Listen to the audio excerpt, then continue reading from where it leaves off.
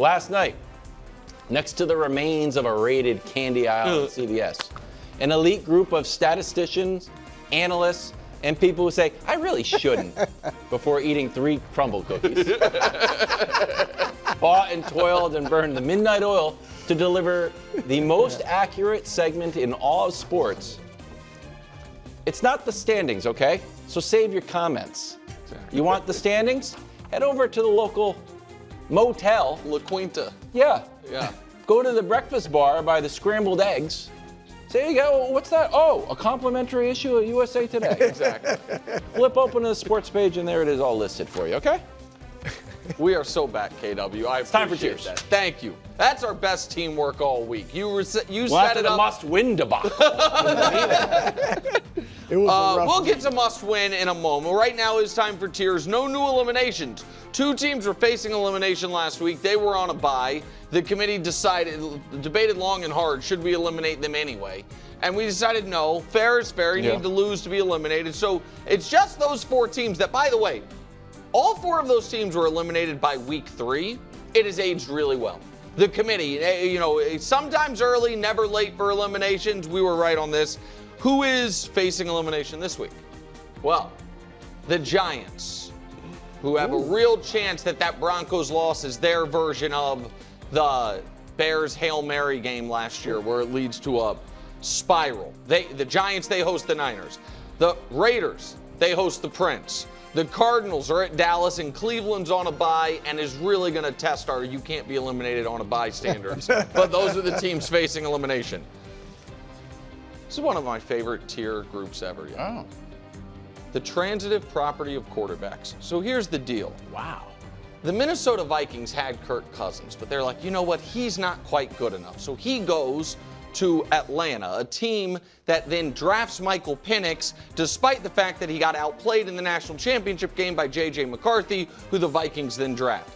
The Vikings, in the midst of it all, see Sam Darnold, who the Panthers used to have after they got rid of Baker Mayfield as well, brought in Sam Darnold. He wasn't good enough for them either. And now all 3 of these teams are like, do we still not have a quarterback? They all could have had Baker. One of them did. 2 of them had Darnold. Neither of them do. 2 of them had Kirk Cousins. Neither of them wanted him. They had 2 young and 3 young guys. They just no good.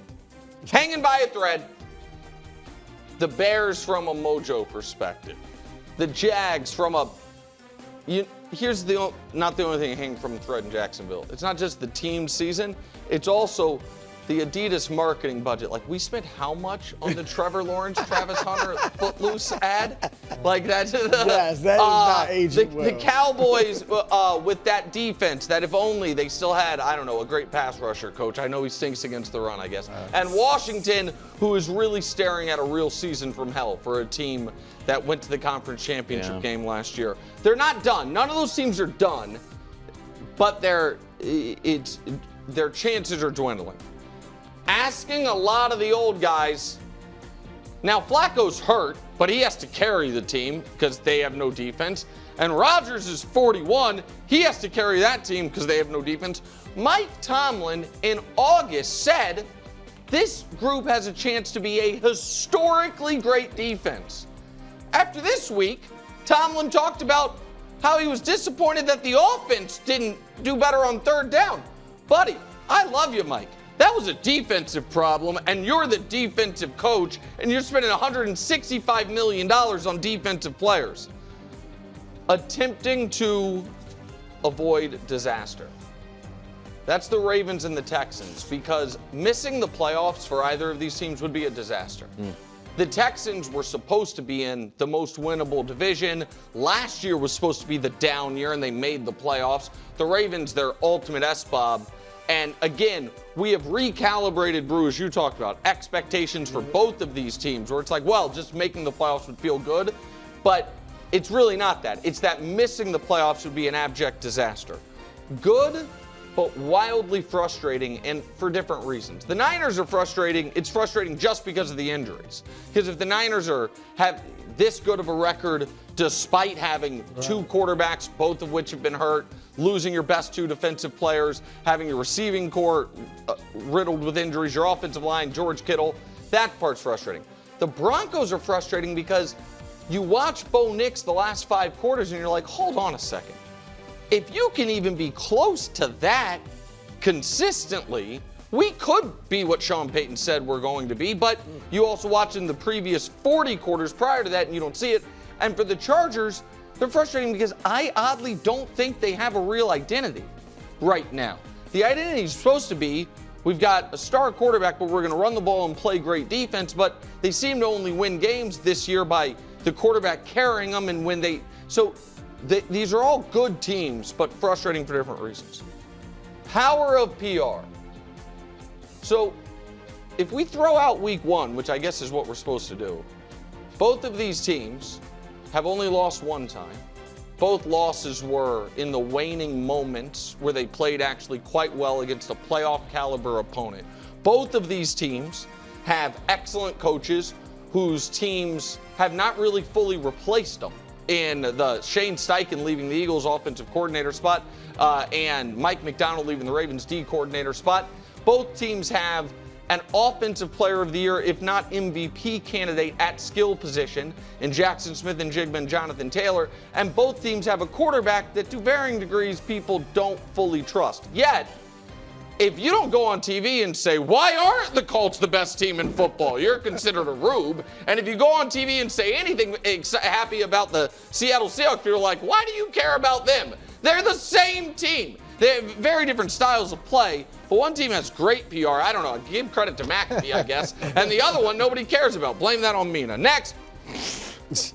Excellent, but untested. That's the Bills and the Pats. Well. So of the 14 teams, Brew, who are currently playoff teams, the teams with the 2 worst strength of victories, meaning the winning percentage of the teams you've beaten, are the Patriots with a .319 win percentage of their opponents they've beaten, and the Bills with a .256 winning percentage of the teams that they've beaten. Both of them, aside from the game against each other, their best win by far is against the Panthers. And when these 2 teams played each other, even though Wildes would like you to believe one of these teams is amazing, one of these teams stinks, the game was literally tied with 15 seconds left as one team attempts a 50-plus yard field goal. Now, the Pats won on the road, and they deserve credit, but that was a very close game. I think they're both excellent teams, but aside from playing each other, they have been wholly untested, except for the good teams they played have beaten them. Incredible upside. I really like all 3 of these teams. I really like 2 of the 3 quarterbacks, or I love 2 of the 3 quarterbacks. I like all 3 of the quarterbacks. I really like all 3 of the coaches. I think that all 3 of the defenses have the ability to, on any given night, win a game for you, and all 3 of the offenses on any given night have the ability to score 40 points. I don't think they've been quite as consistent as the teams above them, but incredible upside. Hard to find a weakness. Like, if we're picking nits with the Packers, it's what Jordan Love might do, but not what he has done, or it's that Josh Jacobs hasn't popped quite the way we would have hoped. With the Eagles, it's they win, but it's ugly, or they throw not enough, or they run not efficiently enough, but they still, there's not a real weakness, it's more nitpicks. And then, atop the tiers once again, back in our style points era, yeah, you won the second half 21-0 on Monday Night Football, but, I mean, the first half was a little up and down. Yeah, you had as many points as the other team had yards, but it was against the Raiders. We're back in the style points era, which is exactly where we like to be with the Kansas City Chiefs. That, Coach, is the latest edition of the tiers. I actually like this group of tiers as well as I've liked a lot of your tiers. So wow. Okay. Thank you, Coach. So you loved it. Thank you. Yeah. I don't know if I love it, but I like it better. I do think you're being a little too harsh on the Broncos. Oh, okay. And here's why. So they're riding a 5-game winning streak. That's one thing. They've got a 9-game winning streak at home, which is the longest winning streak in the NFL. So you've got to recognize that in addition. And if you look at where they are statistically, if we can pull this up, they're pretty much top 10 in everything across the board, every meaningful statistic. But to me, the most important statistics are the ones down at the bottom. How often they've been sacked and how many sacks they've gotten. So they've gotten 36 sacks and they've only been sacked 8 times. So that has never been achieved. That spread has never been achieved with 35+ sacks and under 10 sacks in the history of the NFL. So that's groundbreaking. And what we know, and especially in big games, what does it come down to? It usually comes down to the pass rush. And we've seen it in multiple Super Bowls. For the team with the better pass rush, even if the secondary is weaker, that's the team that comes out on top. And then if you can stay upright, then you're not having the negative plays which derail drives. You're not opening yourself up to strip sack fumbles. There are questions with the quarterback, and he limits their upside, but you're betting or hoping that the progress that we've seen here is going to continue to trend, and then everything else that they have built around him is going to elevate him higher than where Nick has him right now. Yeah, listen, you are 100% correct that's being number one in the league by a lot in getting to the quarterback and being the best in the league by a lot at preventing your quarterback from getting hit is remarkable. And they're at historic levels. Right. They're on pace to shatter the sack differential record, which is not like a common record, but what Coach is talking about. So I agree with him there. I also want to give the Broncos credit in this regard. You guys saw the Aiden Hutchinson news today? Mm-hmm. Got 4 years, $180 million, $45 million a year. The Broncos, right before the season, signed Nick Bonito to an average of, I think, like $27 million a year. He might be the best pass rusher in football this season. 27's probably not enough. No, that's right. No, but that's like. And so he'll be back at the table. Well, yeah, right. Exactly. But at least it's great business by the Broncos. Yes. And Bonito, who had only had one great year going into this season, took the bird in the hand. I don't blame him for it at all. But that is a huge edge for them. So they're not paying their quarterback anything. They have a superstar pass rusher. It's on a super team-friendly deal. And I do give them credit, particularly for this last week when I thought the Cowboys were going to beat them and they trounced them. I don't trust the quarterback, so there is a ceiling on where I am going to feel like they can go. But to your point, what they are doing around the quarterback's wildly impressive. Look, I get that you're sticking with your preseason pick, but I think you are way too high on the Buccaneers. They've been good. Have they? Ship is sinking. They are good. They're 6-2. They are good. Yeah. They're not elite. Where they're listed at is the elite teams, and they are not that. They are kind of like the Chargers of the NFC. No, You're good. You're good. You're not really a threat to win the whole conference, but you're good. And so I actually would drop them below the Bills and the Pats, below the Seahawks. I know they beat the Seahawks, and the Colts. You can bump the Niners out, as banged up as they are, and put them in where the Niners are. That's where I think the Buccaneers belong, and here's why. Let's look at Baker's half dozen, all right? Here's the quarterbacks that Baker has beaten. Now, Sam Darnold was a good win. They beat them by 3, but just what, a year and a half ago, Sam Darnold, nobody believed in him. Here are the other quarterbacks. Michael Penix was up and down. They beat them by 3. C.J. Stroud, when he was really struggling. C.J. Stroud. When he was really we don't know if he's back or not. Yeah, he's looked better lately. But a year and a half ago, people loved C.J. Stroud. They beat them by a point. All right. Justin Fields, you beat them by 2. All right, Mac Jones, sorry, Wildes, and the Niners, and Spencer Rattler. That's a list essentially outside of CJ and Darnold of backups. All right, and they barely beat him. And here's the thing, look, Baker, he was my MVP a few weeks ago, last week, in fact. But Baker has not had a phenomenal year. Like, he's been heroic at the end of those games. And a bunch of touchdowns. But if you look at his numbers, like, throughout the game, why were you so close? Why were the Jets giving you so much trouble? Why was Houston, which has a great defense, like those games, he wasn't great throughout the first 3 quarters. He came on strong late. Here's his numbers. Passer rating, 98. It's okay. He's 12th in the league. Yards per attempt, 7.1. I know Nick likes this stat. 15th in the league. Completion percentage, Wildes loves this. Below 64%, 22nd in the league. Touchdowns, bro? 13 and 2, which is good. That 13 touchdowns, 2 picks. Last 2 games, though, 1 touchdown, 1 interception. We're going to find out who they are. Yeah, they have in a the tough next 3 3-game weeks. stretch. New England, Buffalo, the Rams. Yeah, we will find out in a hurry. Listen, what Parco they said are. they're going to go 0-3 in that stretch. I think that's crazy. Here's what I would say. 1-2 is my prediction. This is, and by the way, 1-2 would be fine given who they play the final 6. It'd be fine for their record, but Yes. it would tell us a little, well, where are they at? Yeah, but but you're I- right. If they beat any of those 3, it's a good win. That felt a lot, KW, like a Mahomes Mountain critique. Like Baker's stats, the other team's quarterback against- stats. I'm not against The doing your Bucks own are thing, 6-2. They just got a great team win where the quarterback didn't play well and New they Orleans? won easily. New Orleans? That's a a great divisional team game. win. Yeah, holding it. They won 23-3. Spencer Rattler, who just got they benched. ended his career exactly. He Thanks to ended the it. Bucks. A little bit. They ended his career. Can he? Yes, he can. He just got benched. I know, but he got benched courtesy of the Bucs He saw defense. the Saints Todd give the Bowles. Patriots a scare. So He was Yeah, good. go ahead, Exactly. I'm not Greg Jennings, but someone's got to ride for the Indianapolis Colts. Wow. I'd like to flip the Colts. I'll just flip them with the Bills, just because I don't believe in the Bills at all. Let's look at the ranks, the team ranks. And as you mentioned, the Bills have been just playing tomato cans.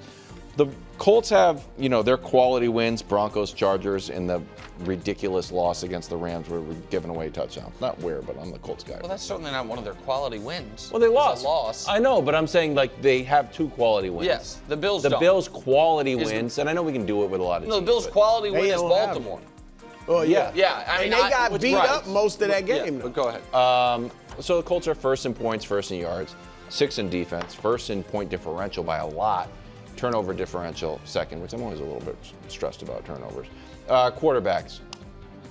At what point are we going to, and you hinted at it, we think that Sam Darnold escaped pumpkin mode, correct?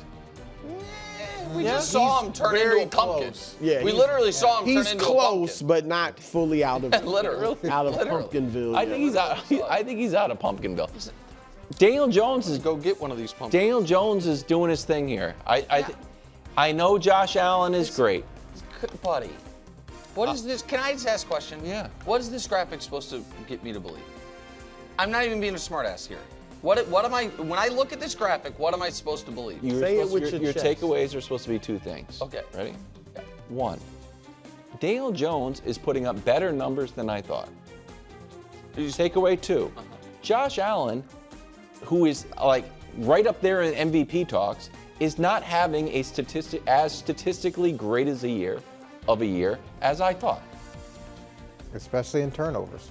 But again, 5 turnovers through 8 games or 7 games, I guess, is not a problem. What did he have all last year? 7? Right, and honestly, Six, and I understand he won MVP because of it. I don't know that that's the best version of Josh. But go ahead, I'll let you finish. It is what it is. The offense is humming through. I mean, we're not in week 3. At a certain point, we got to be like, oh, Daniel Jones is playing great.